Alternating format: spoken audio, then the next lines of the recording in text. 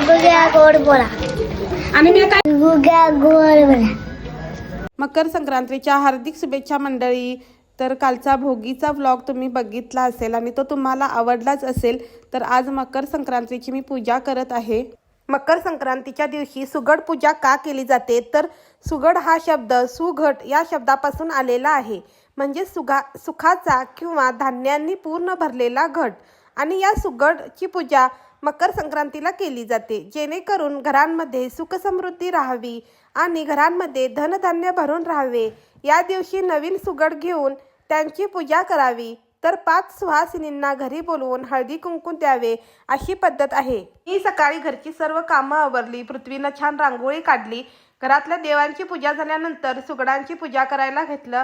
त्यामध्ये वरती त्याला हळदी कुंकू लावलं किंवा चुना लावायची ही पद्धत आहे. चुनाच्या पट्टे वाढायची ही पद्धत आहे.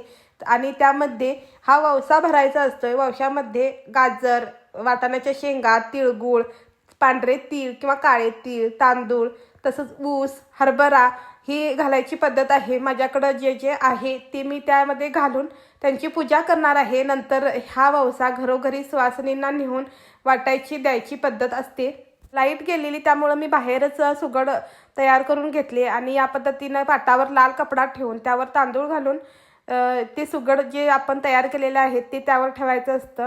दिवा कधीही सुरुवातीलाच लावावा. दिव्याच्या साक्षीनं ही पूजा करावी अशी पद्धत आहे. तर माझी ही छान पूजा करून घेतलेली आहे. आज एकादशी असल्यामुळं नैवेद्य दाखवणार नाही, साखर दाखवून घेईल. त्यानंतर रात्री आम्ही तिळगुळही वाटायला जाईल. तर आम्ही असं छान तयार झालेलो आहे. तिळगुळ वाटायला जाणार आहोत. आर्यन बघा किती खुश आहे. तिळगुळ वाटायचं म्हणजे डान्स चालू आहे. साहेबांनाही दुकानात गेल्याबरोबर आधी तिळगुळ दिले. त्यानंतर हे सर्व माझे फॅन्स आलेले तिळगुळ द्यायला.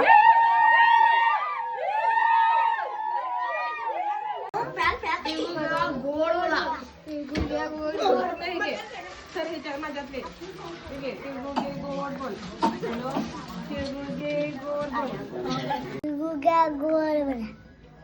तर असा आनंदात आमचा संक्रांतीचा सण साजरा झाला. पुन्हा भेटूया एक छानसा व्लॉग घेऊन. तोपर्यंत धन्यवाद. Bye bye.